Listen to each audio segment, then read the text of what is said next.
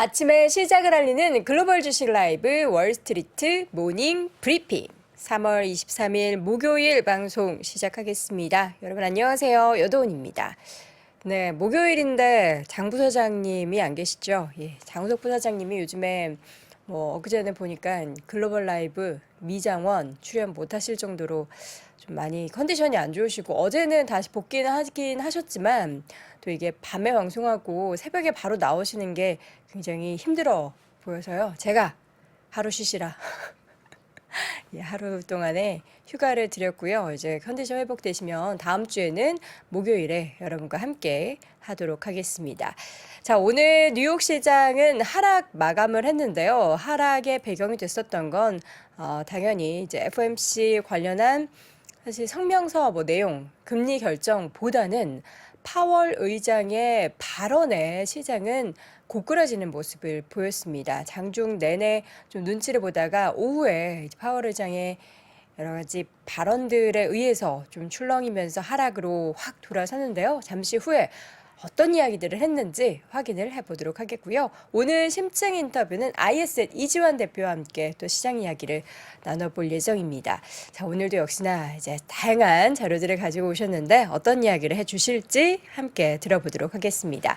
또 월가의 소식은 미국 주식 미치다 이항영 전문위원과 함께 또 월가에서는 여러 가지 이야기들이 나왔겠죠. 확인해 보도록 하겠습니다. 네, 회복 빨리 되시기를 하는 여러분의 마음이 지금 장 부사장님께 전달이 될 거고요. 예, 사람이 미래죠. 그렇죠. 저희가 이제 다 우리 제작진분들도 그렇고 진행하는 사람들도 그렇고 열심히 체력 관리 잘 해서 그 미래가 창창할 수 있도록 잘 관리하도록 하겠습니다. 자, 뉴욕 증시 3대 지수는 모두 하락을 했습니다. 다우 지수는 1.63%, S&P 500도 1.65% 하락하면서 3,936포인트 선 마감이 됐고요. 나스닥 지수도 1.6% 하락하면서 11,669선에서 마감이 됐습니다. 우리 시장이 예상을 했었던 것처럼 금리는 25bp 인상을 단행을 했습니다.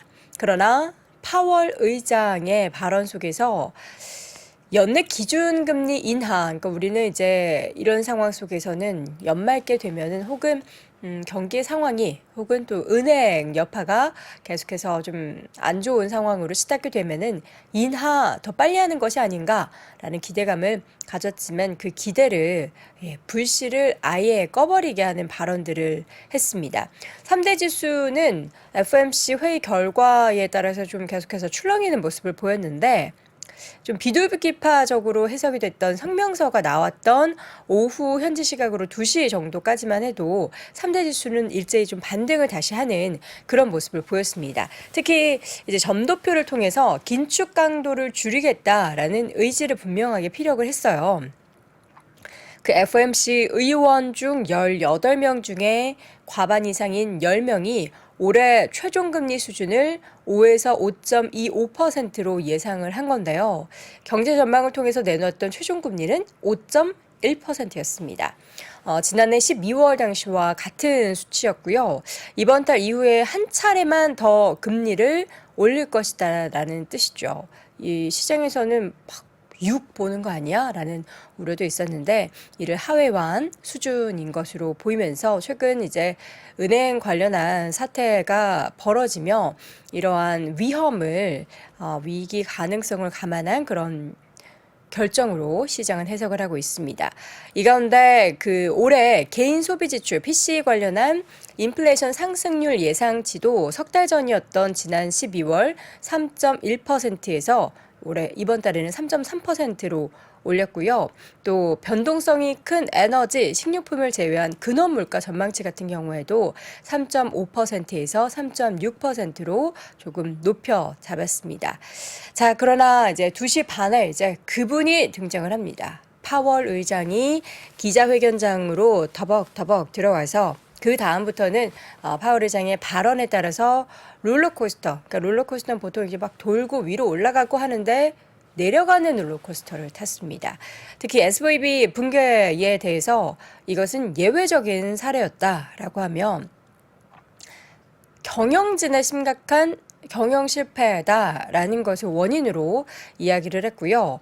은행 전반적인 시스템 관련한 리스크가 있는 것은 아니다라고 선을 그었습니다. 그리고 UBS가 최근 CS를 인수한 것에 대해서도 관련해서 모두 모니터링을 했고 긍정적인 결과다라고 이야기를 하면서 시장도 이번 인수를 잘 받아들였고 상황은 잘 통제가 됐다라고 발언을 했습니다. 그러니까 지금 일련의 은행권 사태들은 이런 시스템적인 위기가 아니고 그냥 그 은행의 내부적인 경영에 문제가 있어서 발생한 문제다라고 선을 그었던 거죠. 그리고 이제 시장 일부에서 나오는 연내 금리 인하 설에 대해서는 확실한 선을 그었는데요. 시장이 그렇게 예상을 한다면 잘못 알고 있는 것이다. 라고 강조를 했고 또 기자회견 초반에는 이번에 금리 인상 중단을 고려하기는 했었다. 지금 뭐 이런 사태가 벌어지기 때문에 고려하긴 했었지만 그러나 연내 인하 가능성, 금리 인하 가능성에 대해서는 확실하게 선을 그었습니다. 계속해서 재차 인플레이션을 통제해야 한다라는 의지를 드러내는 모습이었는데요. 수차례 언급했었던 디스인플레이션 관련한 질문을 받았을 때는 대답은 상황은 달라지지 않았다. 상황은 똑같아. 그러면서 지난달보다 근원 물가가 더 낮아지는 조짐은 보이지 않는다. 그러니까 인플레이션은 여전히 지금 그 연준이 기대하는 수준까지 떨어지지 않았다라는 것을 계속해서 이야기를 하는 모습이었습니다. 그리고 경기의 연착륙 가능성에 대한 질문에 대한 답변은 지금 말하는 것은 너무 성급하다. 연내 금리 인하 가능성에 대한 발언은 성급하지 않게 바로 이야기를 했는데 연착륙 가능성에 대해서는 성급하다고 이야기했습니다. 과연 이를 어떻게 받아들여야 될까요? 그리고 이제 계속 옐런 재무장관이 이야기했던 것처럼 파월 의장도 이 은행권에 있어서의 전반적인 이슈는 다들 뭔가 괜찮게 잘 봉합이 되고 있다. 시스템 리스크 아니다 이렇게 자꾸 강조하는 것에 대해서는 시장은 약간은 의구심을 갖는 그런 분위기도 연출이 되는 상황이었습니다. 자, 이 가운데 S&P 500 내에 11개 섹터는 모두 하락을 했고요. 특히나 이제 에너지 쪽이 좀 하락했고 금융업종도 함께 2% 넘게 하락, 그리고 부동산 쪽 이제 모기지 금리가 오르고 이에 따라 주택 수요가 둔화될 것이다라는 그러니까 부동산 쪽의 우려가 나타나면서 부동산 섹터 가 3.64% 하락을 했고요. 기술주는 상대적으로 좀 낙폭이 덜 하긴 했는데요. 맵을 보도록 하겠습니다. 자, 마이크로소프트, 애플의 주가는 1% 미만의 하락세를 보였고요. 구글 1%대, 메타도 1.16%, 아마존도 1.9%, 테슬라가 전날에 많이 상승한 것을 약간 되돌리는 3.25% 하락으로 마감이 됐습니다. 그러나 엔비디아의 주가가 그리고 AMD의 주가가 초록불을 켜고 있는 것을 확인해 볼 수 있는데요. 엔비디아는 1%대 오르면서 264달러 선, 그리고 AMD는 1.72% 오르면서 97달러 선에서 마감이 됐습니다. 엔비디아는 월스트리트 분석가들이 내놓은 내용을 보면요. 개발자 컨퍼런스에 이어서 회사의 인공지능 리더십 관련한 칭찬을 계속해서 내놓았습니다. 엔비디아는 이 역량이 굉장히 높고 이에 대해서 다양한 신제품 그리고 파트너십을 공개를 했는데 여기에 대한 긍정적인 해석이 주가의 상승을 야기시켰고요. AMD, 엔비디아 외에는 이 여타 종목들은 좀 소폭 조정을 보였습니다. 인텔 1%대, 마이크론 테크놀로지는 0.79% 하락을 하는 모습이었고요. 그리고 메타 바로 옆에 초록불이 켜져 있어서 봤더니 매치그룹이 2%대 올랐네요. 매치그룹 최근 바닥권에서 반등을 지속하고 있는데 밤사이에는 2% 넘는 상승이었습니다. 이외의 종목군들은 모두 초록불을 볼 수가 없습니다. 찾아볼 수가 없어요. 국제유가가 다시금 반등을 지속을 하고는 있지만 어제 에너지주들은 다시 좀 꺾였습니다. 에너지주의 맵을 보면 엑스모빌 2%, 쉐브론 2% 하락을 했고요. 옥시덴트 페트롤리움도 2.5%, 그리고 그 바로 옆에가 부동산 섹터인데 부동산 쪽에 있어서도 하락세가 나타났죠. 업종 전체적으로 3% 하락했기 때문에 개별 종목들도 상대적으로는 낙폭이 좀 깊게 나타났습니다.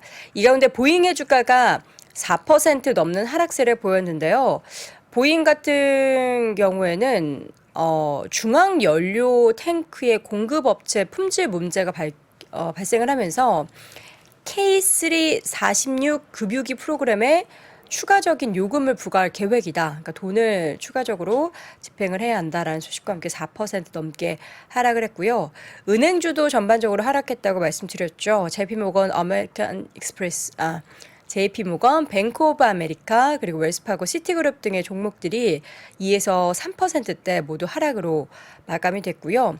위에 결제 관련된 종목도 어제 이제 페이퍼를 반등했었는데 다 다시금 하락으로 돌아서면서 3%대 하락, 그리고 지방은행 관련된 종목들도 초록불 킨 종목 하나 없이 모두 하락세를 보였는데 찰스 슈왑이 5% 넘게 하락을 했습니다. 그 찰스 슈왑 같은 경우에는 바클레이즈에서 실리콘밸리 은행 붕괴의 파급 효과와 지금 실화하면서 단기 수익력이 좀 우려가 된다라고 하면서 목표 주가를 79달러에서 61달러로 하향 조정을 하면서 주가는 5% 넘게 하락을 했습니다.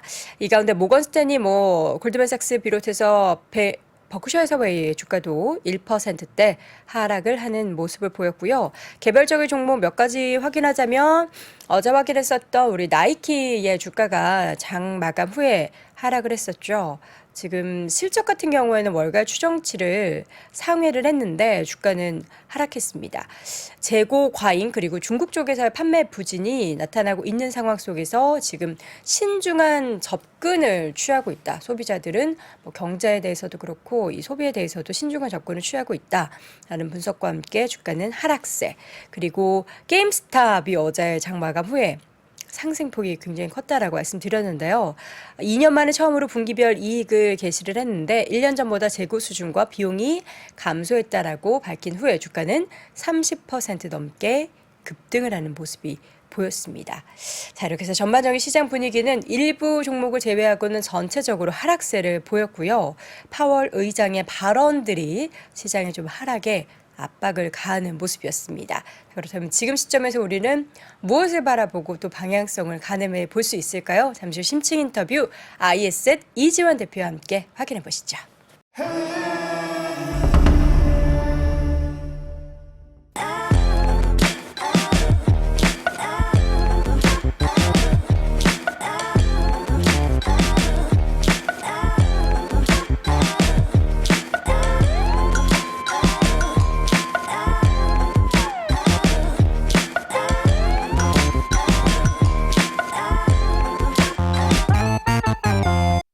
네, 월스트리트 모닝 브리핑 함께하고 있는 시가 6시 44분 지나고 있습니다.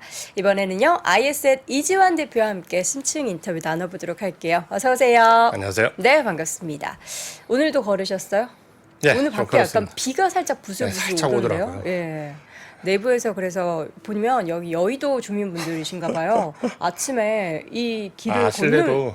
걷는 분들이 굉장히 많으시더라고요. 네. 우리 시장의 체력도 좀 좋아야 할 텐데요. 어쨌든 밤사이에는 하락을 했습니다. 자, FOMC 파월 의장 발언 새벽 사이에 있었는데 어떻게 좀 보셨습니까? 일단 이제 딱 결론적으로 느낌은 아니 이 양반이 딱 이런 느낌을 일단 가질 수밖에 아니 이 없었고 양반이 네, 왜 이러는 거야? 너무 말의 앞뒤가 이제 논리적이 좀 이었나라는 부분이 좀 아쉽고 사실은 25bp 인상을 했지만 50bp 인상과 같은 지금 효과를 유발을 했거든요. 그러니까 지금 이 위기 상황에서 나올 수 있는 발언이라고 우리가 본다면 어쨌든 지금 올 한 해가 말은 거칠게 행동은 공손하겠는데 물론 이번에도 말은 거칠게 하고 행동은 25bp를 했는데 문제는 이제 상황이 지금 SVB 사태가 난 이후에 좀 위중하다라는 부분을 좀 감안을 하면 조금 더 이렇게밖에 말을 할 수 없었나라는 부분에 아쉬움은 좀 남고, 그게 그 앞뒤의 그 문맥이 시장을 좀 안정시킬 수 없는, 어떻게 보면 위기를 좀 증폭시킬 수 있는 얘기들이 앞뒤에 안 맞기 때문에 네. 아마 이 부분이 시장에 반영되면서 오늘 시장이 25bp 인상에도 불구하고 하락했다. 이렇게 좀 보여지고요.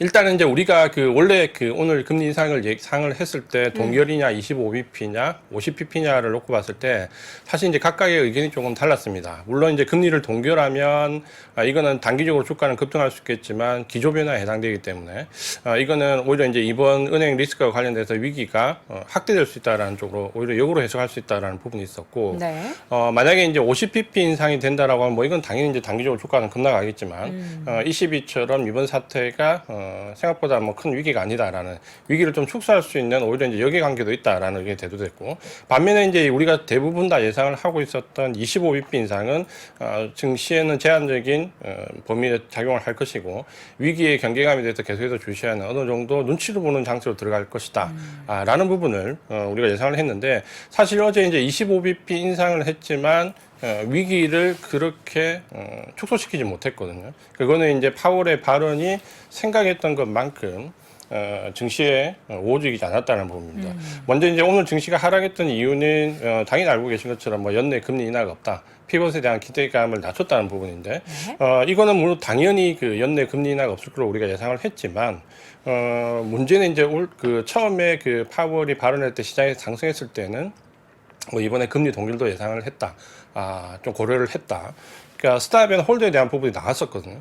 그러니까 이 부분이 그 첫 부분에 스탑 앤 홀드 부분이 나왔는데 뒤로 넘어가면서 그 인터뷰 시간을 보면 지속적인 금리 인상은 아니지만 추가적인 금리 인상을 계속 고려하겠다는 말이 굉장히 애매모호하거든요. 그러니까 지속적인 인상이냐 추가적인 인상이냐를 놓고 어떤 차이가 있냐라는 부분을 본다면 이미 시장은 어쨌든 그 계속 올릴 건 아니라 추가적인 금리 인상 예상을 하고 있던 부분인데 그렇다면 앞에 스탑 앤 홀드라는 부분과 뒤쪽에 추가적 금리 인상 부분은 그 의견이 상충되기 때문에 맞지가 않거든요. 그러니까 시장이 오히려 이제 불안감을 증폭시키는 역할을 좀 됐다. 그래서 그 부분이 연내 금리 인하라는 건 크게 기대하지 않았지만 적어도 이번에 스탑 앤 홀드에 대한 부분은 명확하게 나올 걸로 봤고 초반에 그런 언급을 했기 때문에 시장이 좀 상승을 했는데 뒤쪽으로 가면서 이게 지속적인 금리 인상은 빠졌지만 추가적인 금리 인상에 대한 부분을 명확히 했기 때문에 오히려 시장에 대해서 위기가 좀 증폭되는 모습을 보였고 또 하나는 그러니까 이 부분이 피벗에 대한 기대감이 자초됐다는 것과 함께 하나는 사실 이번에 그 발언을 보면 그 SVB 사태에 대한 부분에서 명확하게 경영진의 실수고 특수한 상황이고 이 부분이 뭐 금융위기로 연결되지 않을 것이다 라는 부분은 뭐 명확하게 했지만 이 사태가 몰고 올 파장에 대해서는 계속해서 언급을 했죠. 특히 이제 신용경색에 대한 부분은 저도 우려하고 있는 부분인데 이 부분이 전반적으로 경기 위축에 대한 영향을 줄 것이다. 그리고 이러한 부분 때문에 그 오늘 보면 뭐 GDP 성장률을 좀 낮췄고 뭐 고용은 타이트하기 때문에 실업률은 조금 낮췄지만 뭐 물가 관련 지표는 오히려 좀 올리는 모습을 보였거든요. 그러니까 이게 왜 발생됐냐라고 본다면 이번에 SB 사태로 나온 이 은행 리스크가 생각보다 실물 경기에 영향을 줄 수 있다라는 부분이 반영이 됐다라고 보여지거든요. 그러면 이런 부분이 실물 경기에 반영될 거라고 예상을 했으면 발언은 금리 인상에 대한 부분에서 조금 더 물러서는 모습을 보여줬어야 되는데 발언은 금리 인상에 대해서 여전히 기존의 입장을 고수하면서 경기에 반영되는 위축의 정도는 실제적으로 우려스럽다는 부분이 반영됐기 때문에 피벗에 대한 기대감이 자초된 것도 있지만 이 SVB 사태가 실물에 영향을 줄 거라는 우려감은 오히려 증폭이 됐다. 이렇게 본다면 이 두 가지가 오늘 그 증시를 끌어내렸다. 이렇게 좀 보시는 게 맞을 것 같습니다. SVB 사태 물론 이제 경영의 문제는 당연히 있죠. 근데 말씀해 주신 것처럼 지금 실물 경기의 위축에 따라서 돈이 없으니까 더 많은 돈을 예금을 했던 것을 찾아서 쓸 수밖에 없는 그런 상황들을 만든 게 어떻게 보면 이 공격적인 금리 인상의 영향으로 정말 경기가 지금 계속 다운되고 있는 거잖아요. 근데 거기에 대해서는 너무 이거는 그냥 특수한 상황이고 은행 리스크다 이렇게 선을 그어버리니까 그러니까 내 잘못 아니야 이러는 것 같이 또 그렇게 얘기를 했죠. 실제로 어제 발언을 보면 그 부분에 대해서 여러 가지 사유가 있을 수 있고 그 부분은 무엇이 잘못되어 있는가 부분을 면밀히 검토를 할 것이고 라고 표현했지만 이 사태를 그것 때문에 야기가 되었고 이에 대한 책임이 있다는 것보다는 우리가 그 흔히 이제 정치적 발언처럼 무엇이 문제인가 살펴보겠다. 라는 부분으로 어느 정도 어떻게 보면 이걸 좀 회피하는 발언을 좀 했죠. 그러니까 그 부분이 또 시장의 우려감을 증폭시켰고. 그래서 뭐 결론적으로 점도표는 5.1% 내외 수준에서 거의 그 이전과 동일했습니다. 다만 이제 상단이 5.1에서 5.4에서 5.6으로 5.16으로 좀 올라갔거든요. 그러니까 5.1%라고 했을 때 우리가 이번에 25bp 금리 인상을 해서 뭐 추가로 한 번 정도 더 하면 거의 이제 도달할 것이다라고 했는데 지금은 이제 1, 2회로 약간 확대되는 느낌이거든요. 그래서 추가 금리 인상은 1, 2회 정도 가능하다라는 부분 때문에 어쨌든 이번에 기대했던 최소한 스탑에서 홀드에 대한 기대감도 크게 반영되지 못했습니다. 그래서 지금은 일단 시장이 이런 부분을 감안을 해서 일단 하락을 했다. 다만 이제 어쨌든 금리 인상은 25bp를 했기 때문에 이런 영향은 아마도 하루 이틀 정도의 하락이 되면 어느 정도 마무리가 될 수 있다라고 좀 보여지고요. 이제 옐런 이제 추가적인 발언을 하면서 뭐 전 예금에 대해서 보장하는 건 아니다라는 한 발 물러선 태도를 보였는데 그걸 이제 법제화하지 않겠다는 거지. 그 내용의 문맥을 잘 보면은 우리도 지금 예금 보험 공사를 통해서 필요한 부분 조치를 다 하겠다라는 부분이기 때문에 그거는 제가 봤을 때 뭐 크게 우려로 해석할 필요는 없을 것 같고 상황은 그대로 잘 정리가 되고 있다라고 좀 보여집니다. 네. 그래서 연준의 이제 금리 인상은 일단 25bp로 정리가 되었고 파월의 발언이 왔다 갔다 하면서 시장에 우려감은 증폭되었지만 어쨌든 25bp라는 부분으로 기결이 되었기 때문에 증시에 대한 영향력은 제한적일 것 같고 오늘 하루는 하락을 했지만 뭐 이 부분이 크게 증시를 많이 끌어내릴 것 같지는 않습니다. 그래서 조금 냉정하게 이제 증시를 봐야 되는데 사실 이제 연준에 대한 부분을 말씀드리면서 원래 오늘 말씀드리고 있던 부분이 우리가 이번에 SVB나 CS 사태가 나오면서 뭐 이게 제가 지난번에도 말씀드렸지만 뭐 금융위기로 확대될 부분은 아니다. 뭐 이걸 너무 확대할 필요 없다. 다만 실물에 반영되는 부분은 우리가 조금 체크를 해볼 필요가 있다. 그래서 실물에 반영되는 부분에 대해서 말씀을 드리려고 했는데 이 부분을 갑자기 새벽에 파월이 너무 언급을 해가지고 네. 제가 우려감 증폭시킬까봐 그냥 딱 나와 있는 객관적인 사실만 우리가 투자를 할 때 신경 쓰셔야 되는 부분만 네. 말씀을 좀 드리겠습니다. 먼저 지금 현재 파월의 발언 제가 좀 우려스러운 부분은 지금 증권 쪽보다는 알고 계신 것처럼 채권 쪽에 변동성이 굉장히 커져가고 있습니다. 특히 이번에 CS가 이 하이브리드 채권이라는 AT1에 대해서 173억 달러를 상각했죠. 그러니까 이게 이제 시장 쇼크로 받아들여졌는데 상각이라는 거는 뭐 말은 좋게 표현한 거고 쉽게 말하면 휴지 조각이 됐는데 뭐 최근에 이제 각국의 은행들이 여기에 어느 정도 물려 있는지 우리도 뭐 국민연금이 간접 투자를 통해서 막 2, 3천억 정도 물려 있다 이런 표현들이 나왔는데 이게 생각보다는 채권 시장의 변동성을 크게 좀 야기를 했습니다. 그러니까 AT1 채권은 사실 우리가 위험하다고 생각하는 후순위 채권보다 더 후순위 채권이거든요. 네. 그럼 거의 뭐 위동 상황이 있으면은 상당히 위험한데 이 채권의 특징이 우리가 코코본드라고 얘기하는 건데 특정 요건이 되면 투자자 동의 없이도 주식으로 전환하거나 혹은 상각시킬 수 있습니다. 이번처럼. 그러니까 굉장히 리스크가 크죠. 그러니까 이 코코본드 자체가 나왔던 취지가 원래 금융위기 때 우리가 크게 경험했던 금융위기하고 은행이 부실을 오면서 정부가 구제금융을 투입하고 실제 이 정부의 돈은 납세자의 돈인데 결국은 은행 리스크를 우리 개인 납세자들이 부담하는 형국이 됐기 때문에 그래서는 안 된다. 여기에 대한 은행에 대한 리스크는 만약에 그 은행에 투자한 주주들이나 채권자들이 부담하도록 해야 된다라고 취지에서 만든 펀드가 이 코코본드 펀드입니다. 그러니까 원래 이런 특수한 상황이 되면 상각될 수 있다라는 조건으로 들어왔던 채권이죠. 처음부터. 근데 이제 이 특정 요건이 CS 같은 경우는 이번에 정부의 구제금융이 90억 불 집행이 됐기 때문에 정부의 구제금융이 집행되면 특정 요건에 해당이 됩니다. 그래서 상각시킬 수 있는 요건은 되는데 문제는 이 스위스가 이 EU 국가가 아니죠. 우리가 잘 알고 있는 것처럼 비EU 국가이기 때문에 EU는 이 채권 상각 이전에 주주가 먼저 주식 쪽에서 리스크가 먼저 부담이 됩니다. 그리고 채권 쪽이 마지막으로 돌아오는데 스위스는 이번에 이제 반대 정책을 취했죠. 오히려 CS 책과 주가는 UBS로 교환을 해줬죠. 그러니까 일정 비율에 따라서 교환해서 주주의 권리는 어느 정도 확보가 됐는데 반면에 이제 여기 코코본드에 투자했던 채권 투자자들은 거의 이제 지금 뭐 제로가 돼버리면서 큰 수준으로 타격을 받죠. 원래 EU는 이 바수 절차가 반대로 되거든요. 근데 스위스는 이 절차를 EU 국가가 아니기 때문에 일단 바로 그냥 상각을 해버렸죠. 그래서 이게 아마 법적으로 문제가 될 것 같고 소송이 좀 이어질 것 같습니다. 그래서 이 부분 때문에 지금 아래쪽에 보시면 CS의 AT1 채권 가격을 보시면 뭐 거의 제로에 가깝게 뭐 떨어질 수준만큼 크게 떨어졌죠. 크게 떨어졌고 오른쪽에 보시면은 채권 시장 변동성이 또 그래서 굉장히 크게 촉발이 되었죠. 이 채권 시장 변동성을 보면 팬데믹 때보다도 지금 무브는 우리의 증시로 치면 빅스 지수와 똑같은 거거든요. 채권 시장의 변동성을 나타내는데 이 변동성이 지금 보시면은 팬데믹 때보다도 오히려 지금이 더 커져 있는. 그러니까 지금 팬데믹 때보다도 채권 시장의 변동성은 더 커져 있다. 그러니까 리스크가 좀 커져 있다라는 부분을 본다면 채권 시장에 투자하시는 분들이 오히려 좀 신중하실 필요가 있고 지금이 채권 투자에 전반적으로 보면 저점을 잡을 수 있는 기회가 아닌가라는 부분이 많이 대두가 되는데 그 얘기는 맞겠지만 단기적인 리스크 관리는 분명히 필요하고 예를 들어서 이 채권 관련되는 코코본드에 투자한 ETF 같은 경우는 지난주에 한 17% 정도 하락했거든요. 네. 그러니까 채권에 투자하고 채권 관련된 ETF에 투자했는데 그 일주일에 뭐 20% 가까이 하락한 이런 사태가 나오고 있기 때문에 이런 부분에 대한 투자는 상당히 좀 신경을 쓰셔야 된다. 그래서 오히려 지금은 주식시장보다 채권시장에서의 변동성을 좀 더 주의 깊게 봐야 된다. 이 부분을 좀 말씀드리고 싶었고요. 네. 또 하나는 지금 미국의 중소형 은행들이 문제가 되는 부분이 지금 상업용 부동산 대출입니다. 그러니까 어제도 부동산 주도 엄청 빠졌더라고요. 그래서 그렇죠.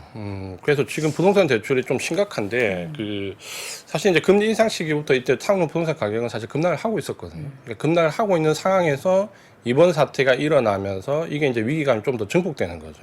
그래서 지금 상업용 부동산은 금리 인상이 진행되는 시기에 차트를 잠깐 보면 진행되던 시기에 이미 가격은 급락을 하고 있었거든요. 이 급락하는 와중에 이번 사태가 불거졌기 때문에 리스크가 이제 좀 더 커져가는 거죠. 근데 문제는 이제 어디와 중첩이 되냐면 오른쪽 그래프를 보시면은 지금 이 상업용 부동산에 대한 대출 비중이 대부분 중형은행, 우리가 지금 리스크가 크게 불거지고 있는 중소형 은행들에 집중되고 있거든요.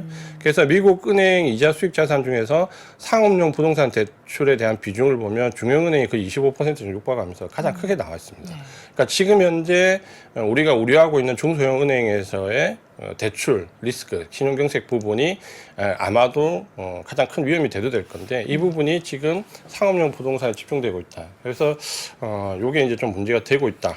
이 부분은 신경 쓰셔야 되고 관련돼 있는 ETF, 부동산 관련 ETF가 상당히 급락을 하고 있기 때문에 여기에 대한 투자도 일단 좀 신중하실 필요가 있습니다. 네. 그래서 이 부분도 좀 신경 쓰셨으면 좋겠고요. 그래서 지금 이제 파월이 오늘 했던 얘기가 이제 이 부분인데 이 신용 경색에 대한 부분.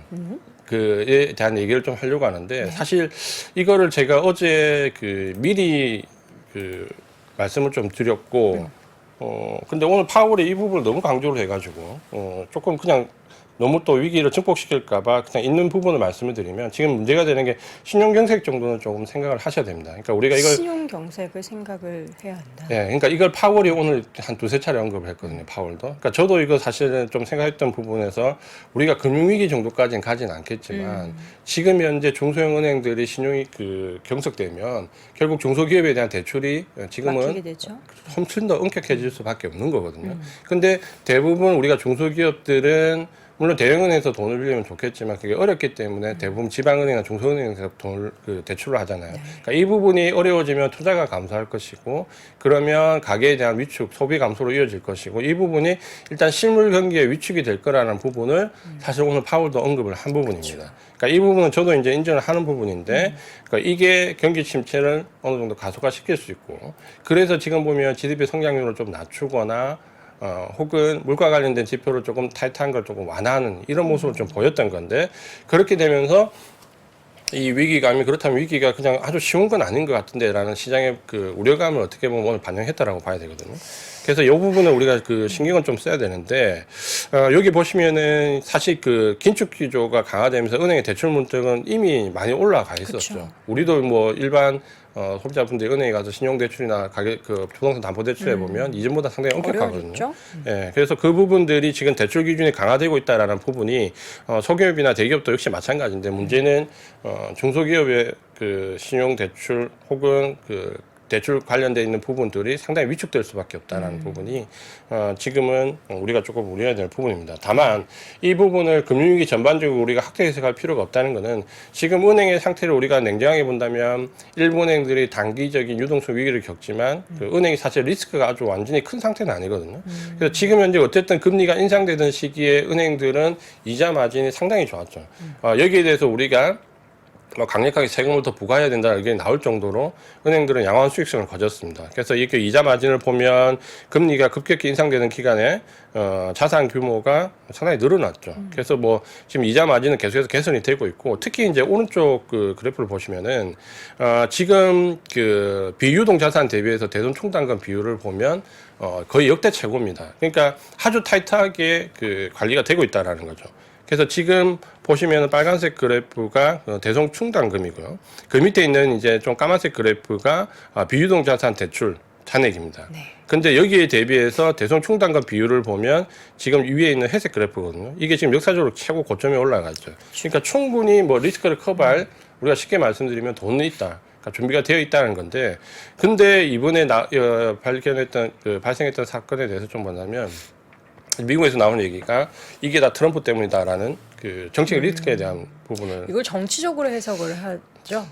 이걸 풀어줘서 그렇다. 그렇죠. 규제 좀 풀어줬다라는 부분인데 그때 사실은 많은 그 논란이 좀 있었잖아요. 그럼에도 불구하고 일단 어쨌든 간에 그때 당시에 대통령이 트럼프였기 때문에 자본 그 규제를 받는 자본금 규제를 500달러로 낮췄지 않습니까? 원래는 이제 500달러에서 2,500달러 올렸잖아요. 그래서 이게 사실 그렇게 되면서 자본금 규제가 2,500달러 이상 은행들만 규제를 받으면서 그 밑에 은행들이 빠져버렸거든요. 네. 그게 이번에 이제 사태를 촉발했던 뭐 시코밸리은행 이하 지방 중소형 은행들이 이 규제에서 빠져버리면서 아주 타이트한 금융위기 이후에 타이트하게 설정됐던 규제를 좀 벗어나는 그러니까 그런 부분들이 나왔기 때문에 아마도 이 부분 때문에 트럼프의 실기에 대해서 얘기를 좀 하는 부분이 많습니다. 근데 이거를 이제 정치적으로 해석하면서 트럼프가 잘못했어 이 얘기를 할 게 아니라 그 잘못된 정책이라고 인지를 했으면 지금 여러 가지 금융 정책을 펼칠 때 이거를 간과하지 말았어야 되는 거 아닌가요? 이제 보통은 그렇는데 이거는 결국에 이제 문제가 불거져야. 우리 문제 아니야. 이거 전 정부에서 이렇게 해서 어쩔 수 그렇죠. 없었어. 이렇게 얘기하는 거는 너무 좀 책임감이 없는 것 같아요. 그래서 지금 현재 이제 바이든 정부에서 나오는 네. 여러 가지 시기 중에 하나가 지금 파월의 발언이 왔다 갔다 하는 것과 일맥상통한 부분인데 이게 어느 정도 강단 있게 집행되는 부분이 없이 시류에 따라서 흔들린다는 부분이고 네. 그거는 바이든 정부 체제 자체가 실무자들에게 어느 정도 책임과 권리를 다 주면서 이끌어가는 부분이기 때문에 컨트롤 타워가 위에서 내려가는 부분이 없다는 부분인데 이게 평상시에는 괜찮지만 위기 상황이 오게 되면은 내용은 좀 달라지잖아요. 컨트롤 타워가 확실히 있으면서 이걸 컨트롤해야 되는데 그나마 지금 이제 이 컨트롤 타워 역할을 하는 게 옐런이고 옐런이 어느 정도 강단 있는 정책을 좀 폈기 때문에 사태를 좀 조기에 그 마무리 짓는 국면이 분명히 있었거든요. 그래서 이 부분은 우리가 좀 고려를 해야 된다. 그러면 지금 현재 은행 리스크와 관련된 부분은 앞서 말씀드렸던 부분에서 우리가 금융위기로 확산될 필요는 없겠지만 뭐 부동산이나 신용경색에 대한 부분 그리고 지금 현재 나와 있는 실무적인 부분에서의 채권과 관련된 부분 이런 부분들은 관련된 투자를 하시는 분들이 조금 감안하셔서 조심을 하실 필요가 있다. 이렇게 좀 말씀드리겠고요. 네. 그렇지만 이제 이 부분이 이번에 그 좀 특이한 현상 중에 하나가 어쨌든 은행 리스크가 오면서 무조건 그 지표가 나빠졌다는 부분보다는 지금 보신 것처럼 장당기 금리 역전차 스프레드가 줄어드는 효과도 좀 있거든요. 그러니까 이거는 뭐냐면 사실 우리가 그동안 장당기 금리 역전차에 대해서 굉장히 우려했는데 네. 이 부분이 과거와 좀 달랐던 부분은 장기 금리가 하락하면서 역전차가 났던 게 아니라 단기 금리가 워낙 급등하면서 역전차가 났었거든요.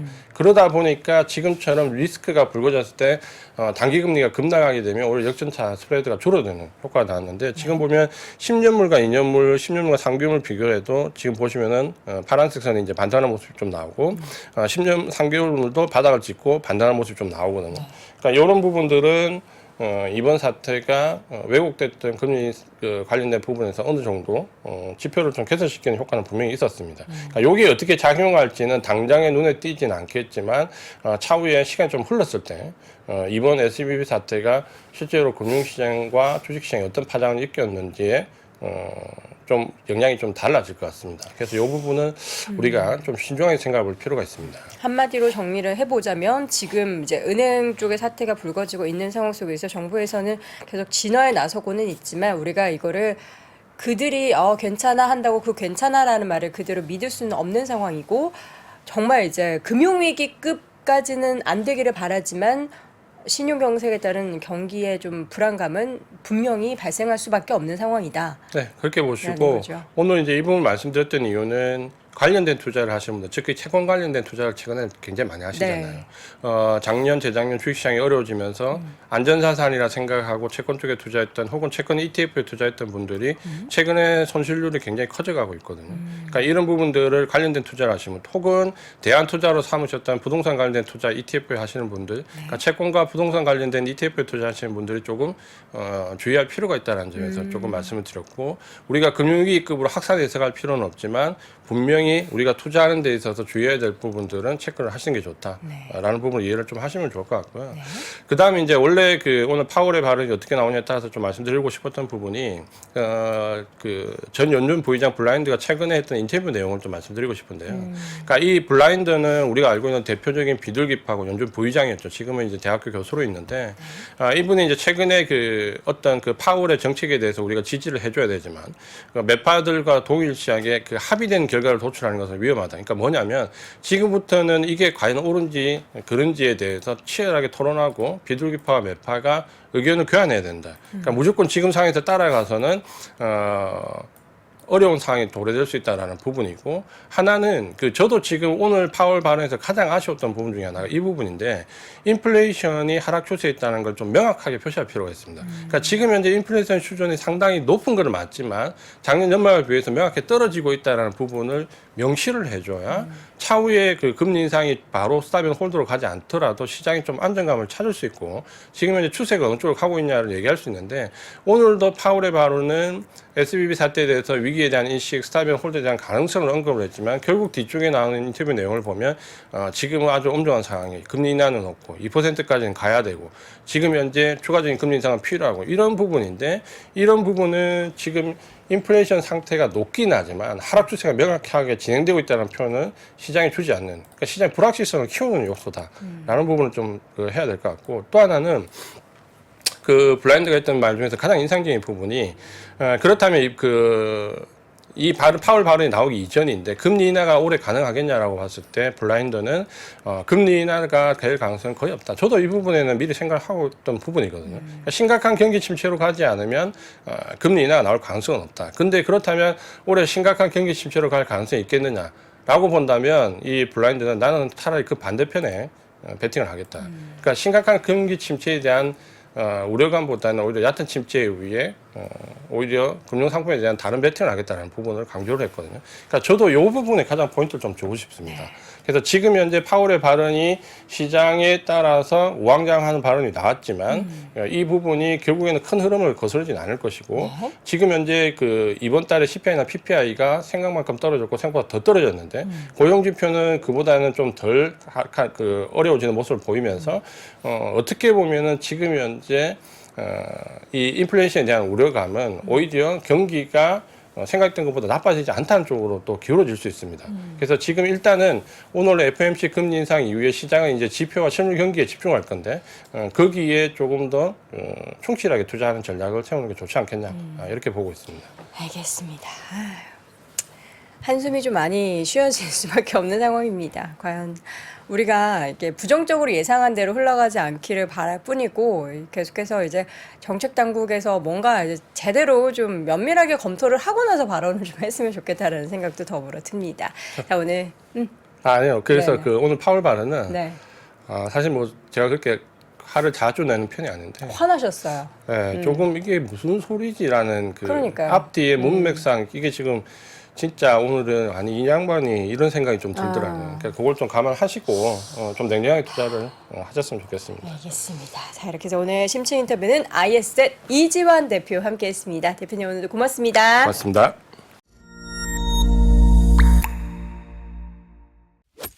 월스트리트 모닝 브리핑 한국투자신탁운용과 함께합니다. 네, 월스트리트 모닝 브리핑 함께하고 있는 시가 7시 10분 지나고 있습니다. 이번에는 월가의 소식 미국 주식에 미치다 이항영 전문위원 함께합니다. 위원님 어서 오세요. 네, 안녕하세요. 이항입니다. 네, 밖에 아직 비 오나요? 조금 네. 살짝 오다 말다 네, 하는군요. 그 정도. 자, 뉴욕 시장에는 비가 내렸습니다.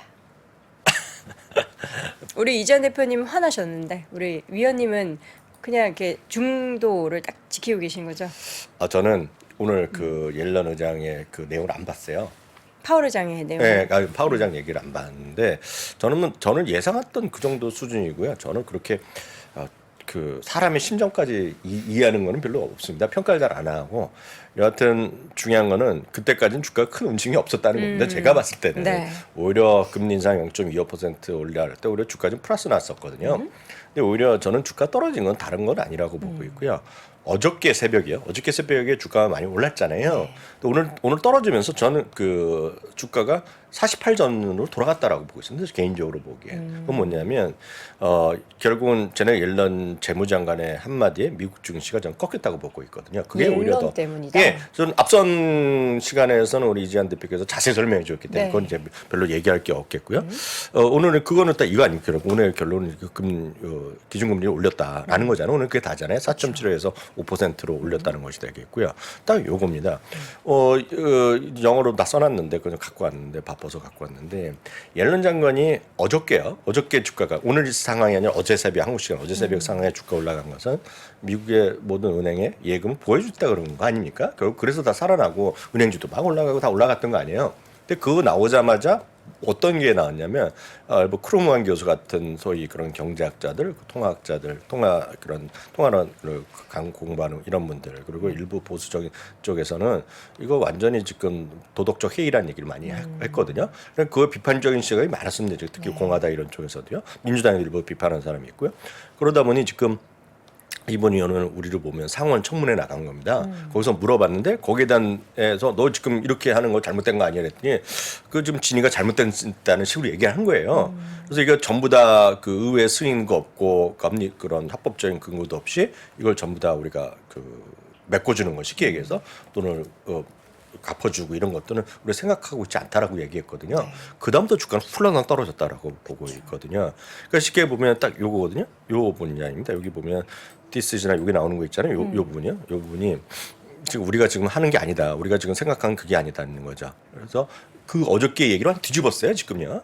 그러면서 주가는 다 떨어졌다라고. 본인이 했던 발언을 시장이 되게 확대 해석하는 거를 선을 그은 거예요. 이분도 어찌됐건 재무장관이지만 어찌됐건 장관이라는 건 정치적 지위잖아요. 지금요. 그러다 보니 본인의 진위가 잘못됐다, 전해졌다 이런 쪽으로 하면서 분위기가 싹 바뀌었거든요. 그때부터 주가가 훅 떨어졌습니다. 지금요. 그래서 그게 저는 키라고 보고 있고요. 앞선 코너 이미 전문가분들 다 많이 나오고 뉴스 보시고 아마 새벽부터 라이브로 그런 것도 해주는 데가 많이 있거든요. 그쵸. 그래서 다 보신 분 계시겠지만 제가 봤을 때는 바뀐 게 하나도 없습니다 지금. 바뀐 게 없다. 예, 물론 그분이 시류에 따라서 어떻게 바뀌었는지 모르고 개인적인 생각이 있을지 모르겠지만 여전히 데이터를 중심으로 한 시각이 있고 오히려 제가 봤을 때는 온고잉 인크리스란 말이 빠졌어요. 금리를 꾸준히 올리겠다는 말이 빠졌습니다. 그리고 물론 금리 인하가 없을 것이라는 것은 지난번에도 얘기했거든요. 그러니까 이번에도 똑같이 얘기했고 하나 추가됐다는 거는 이제 은행 시스템에 대한 우려. 그리고 경제 시스템, 경제 성장률의 둔화 가능성, 여전히 고용 시장이 스트롱하다 뭐 이런 것들, 여전히 똑같다는 거가 되겠고요, 있거든요. 그리고 이번에 다시 한 말씀드리면 그것 때문에 굳이 우리나라 언론이나 우리나라 증권 시장을 쓰는 오늘 새벽에 주소 잠깐 보니까 파월 의장이 올해 기준금리 인하 없을 것 해서 실망 때문에 주가 떨어졌다고 얘기하는데. 감히 제 생각에는 그건 틀린 분석이라고 보고 있어요. 그건 지난번에도 얘기했던 거거든요. 그래서 저는 그거보다는 오히려 이런 것들이 더 컸다라고 보고 있고요. 실제로 보면 주가는 오늘의 어저께 상승이 오늘 하락해서 거의 비슷한 수준일 거다. 그래서 저는 개인적인 시각이지만 그렇게 보고 있습니다. 네. 자, 이 시장의 흔들림은 파월보다는 옐런의 발언 뒤집기 때문이다. 저는 그렇게 보고 있죠. 네. 자, 뭐 어쨌든 둘 다 마음에 들진 않습니다. 자, 점도표 나온 것 좀 볼까요? 마음에 안 들어도 할 수 없죠. 저는 근데 어쩔 수 개인적으로 없죠. 보면 옐런 장관의 이게 맞다고 보고 있어요. 저 개인적으로 보면 그걸 다 해줄 수는 없는 거죠. 너무 옐런 편 들지 마세요. 저는 편이 아니라 그거는 저 개인적인 생각입니다. 개인적인 본인 생각. 선을 그은 거는 뭐 더 확대 해석해서 시장이 잘못 생각하면은 뭐 안 되니까 선을 그은 건 맞는데 그럼 네. 처음부터 명확히 얘기를 하든가요. 그건 모르죠. 그건 뭐 잘못했겠죠. 어떻게 그건 전 그럼 여돈 앵커말을 쫓아가서 실망한 거로 가겠습니다. 자, 점도표 보도록 점도표는 하겠습니다. 말씀드렸다시피 바뀐 게 하나도 없어요. 네. 조금 한 명 줄고 늘고 했지만 기본적으로 5에서 5.25 그리고 5.1%의 올해 소위 타겟 레이스는 똑같습니다. 그래서 이거는 바뀐 것도 하나도 없다라고 네. 보셔야 되겠고요. 그래서 요거를 굳이 따지자면 약간 푸른색은 12월이고요. 이번에 3월인데 약간 미미한 차이는 있겠죠. 하나 둘 차이는 있겠지만 지나고 나면 똑같다. 그래서 이번에는 하나도 변화가 없었다라고 보셔야 되겠고요. 네. 요거에 따라서 방향성만 보겠습니다. 오늘 금리는 훅 떨어지는 모습 보여줬습니다. 어찌됐건요. 그래서 금리가 하락하고 있다는 거 여기에 주목을 하셔야 돼요. 그쵸. 그래서 오늘 보면 2년물도 많이 떨어지고요. 10년물도 많이 떨어지는 그런 모습을 보여줬다라고 보셔야 되겠습니다. 그래서 기준금리 한 번 정도, 얘기는 한 번 정도도 올리지 않겠느냐. 그런 점도표에서 바로 찍어줬기 때문에 뭐 논쟁할 것이 오늘 당장은 없을 거라고 보이고요. 미국 달러는 막 흘러덩 내리다가 약간 좀 회복했지만 그걸 흘러내리는 그런 모습이었습니다. 이것도 아마 제발 미국 달러가 좀 흘러내려야 된다고 보고 있는데 좀 보셔야 내려가지 되겠고요. 않죠. 반면에 또 금값은 쭉 올라가는 모습을 보여줬습니다. 다음은 이제 특징주로 바로 넘어가겠습니다. 네. 나이키입니다. 나이키는 어제도 이제 조금 저희가 애프터마켓에서. 끝나고 나서 애프터마켓에서 3% 플러스에서 마이너스 3%로 끝났는데요. 네. 오늘 결국은 마이너스 4.86%로 끝났습니다. 이건 막판에 더 흘러내렸기 때문에 뭐 마이너스 3% 정도였는데 그냥 더 흘러내리면서 마감됐다고 보셔야 되겠는데요. 하나하나 보시면 어저께 말씀드린 걸 조금 더 추가적으로 말씀드리면 중국 매출이 8%가 감소했어요. 감소해갖고 이게 예상치를 못 미쳤고요. 그 외 지역은 19%입니다. 그래서 바로 이 부분이 하나 큰 그 어저께 오늘 하락 요인이 되겠고요. 어저께도 말씀드렸다시피 정확히 보여드리면 총 마진율이 43.3%가 나왔는데요. 이게 330bp가 떨어졌어요. 그래서 결국은 재고를 소진시키는 와중에서 제가 봤을 때는 뭔가 좀 할인을 좀 들어가지 않았겠느냐라는 생각을 하고 있고요. 재고는 많은 분들이 16%가 늘어난 걸 걱정하는 분도 계시지만 실제로 전분기 대비 많이 줄어들었거든요. 그래서 이거는 재고는 문제가 될 게 없습니다. 다만 중국의 매출에 대한 것들 그리고 마진율이 떨어진 거에 대한 실망감이 좀 일부 있었다라는 것이 전체적인 시각이라고 보셔야 되겠는데요. 그럼 전체적으로 이 그림을 한번 보여드리겠습니다. 신발 있죠, 신발이 20% 늘어났고요. 의류 5% 늘어났고요. 장비 3% 늘어났고 콤버스 늘어났고요. 보시면 말씀드렸다시피 차이나 마이너스 8%, 그 외 지역 19%가 되겠는데요. 여기 전체 매출은 14% 늘어났는데 달러의 변동을 제외하면 19%가 늘어났습니다. 그래서 달러에 여전히 약세가 들어가면 갈수록 나이키 같은 경우는 다시 좋아질 수 있다라는 점. 그래서 전반적인 시각은 상당히 긍정적으로 얘기했습니다. 지금요. 그럼에도 불구하고 주가나 개인 투자가들의 반응은 약간 썰렁했던 것이 우리 현실적으로 오늘 결과로 보여준 거죠. 거기까지 뭐라고 할 수 없겠고요. 그럼 월가의 시각은 어떠냐? 월가의 시각이 조심스럽게 어저께 저희 끝나고 나서 방송할 때도 조금 부사장이랑 방송할 때 조금 올라갈 거라고 좀 봤거든 목표 주가가. 근데 보시면 투자기는 바꾼 것도 하나 있습니다. 바클레이즈는 오히려 업그레이드를 했어요. 중립에서 매수 올렸고요. 여기를 포함해서요. 최소한 14곳이 목표 주가 올려놨고요. 두 곳은 내렸거든요. 앞으로 좋아질 거라고 생각을 더 하는군요. 저는 이렇게 주가가 나빠질 거라고 보지 않습니다. 지금 나이키가. 다만 오늘은 첫날이기 때문에 떨어질 수 있지만 그렇게 그 전체 시장이 떨어지면 같이 떨어지겠지만 나이키가 별로 나빠질 거라고 보지는 않고 있고요. 전 이 가격대에서. 그래서 저는 개인적으로 보면 약간은 긍정적 의견을 뇌피셜이지만 저는 긍정적으로 보고 있고요. 말씀드렸다시피 지금 운동화나 이런 쪽에 스포츠 관련 것들이 있잖아요. 상당히 좋습니다. 지금요. 한번 말씀드렸다시피 한번 제가 유통업체에 한번 말씀드렸잖아요. 그때 여자 대표분이 나와갖고 지금 운동은 필수적인 선택이 아니라 필수적인 어떤 소비의 형태로 가야 된다는 얘기 기억나시잖아요. 그래서 지금 관련된 거 예를 들어서 나이키도 마찬가지 그리고 데커스란 것도 마찬가지 그리고 WWW라는 게 있습니다. 울버라인 월드와이드 뭐 이런 것들이 있거든요. 그런 것들 그게 이제 사콘이라는 브랜드를 갖고 있는 거가 되겠고요. 혹시 스포츠 브랜드 중에 온이라고 혹시 아세요? 몰라요. 쳐보시면 알 것 같아요. 보시면, 네, 그 스위스 브랜드거든요. 그것도 그 러닝 슈즈나 운동화 라인인데 온 심볼로 보면 온입니다. 온. 근데 이건 주가는 재미없어요. 심볼은 ON 두 개 쓰는 겁니다. ON.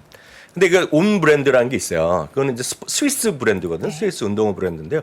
그거에 대해서도 오늘 뭐 골드만삭스 이런 데서 매수 의견 나오고 이럴 정도거든요. 그래서 전반적인 시각은 운동화가 의외로 많이 지금 되고 있다. 지금. 런닝화. 네, 보시면 아실 것 같습니다. 브랜드 보시면 온이라고 옷자가 재밌게 써 있는 게 있거든요. 그러니까 그런 것들이 지금 상당히 괜찮기 때문에 저는 하여튼 운동화나 스포츠 브랜드 있지 않습니까? 저는 괜찮을 거라고 보고 있어요. 저도 이제 운동을 시작하긴 했지만 네. 과연 이제 우리가 예상하는 만큼의 수요가 얼마나 더 증가하게 될지는 이제 1분기 실적을 봐야겠죠. 그렇죠. 제대로 그렇죠. 리오프닝 효과가 나타나게 될지. 네네. 자, 이어서 엔비디아가 밤사이 하락장 속에서 AMD랑 두 종목이 선방했어요. 미리 말씀드리면 엔비디아는 이제 많이 이미 보신 분이 계실 것 같습니다. 네. 엔비디아가 키노트를 했잖아요. 이번에 GTC 개발자의 키노트를 21일인가 했기 때문에 그 미국 시간을 보니까 어저께 우리나라 시간으로 했는데요. 미리 말씀드리지만 그 젠슨 황이라는 사람은 좀 이해를 하셔야 돼요. 이 젠슨 황의 그 영상의 화면을 제가 캡처 홈페이지에서 갖고 왔는데 이분은 그냥 제가 여태까지 봐온 미국의 CEO 중에 가장 자신감 그리고 장밋빛에 뭉쳐 있는 분입니다. 그래서 이분의 얘기를 100%다 그냥 하고 믿으면 이렇게 안 된다. 되리려고 생각하면 약간의 실망감이 있을 수 있는 건 분명히 인정해야 됩니다. 네. 그래서 작년에 주가 떨어질 때마다도 항상 자신감이 얘기했던 분이에요. 그래서 그런 건 좀 염두에 두고 들으시기 바랍니다.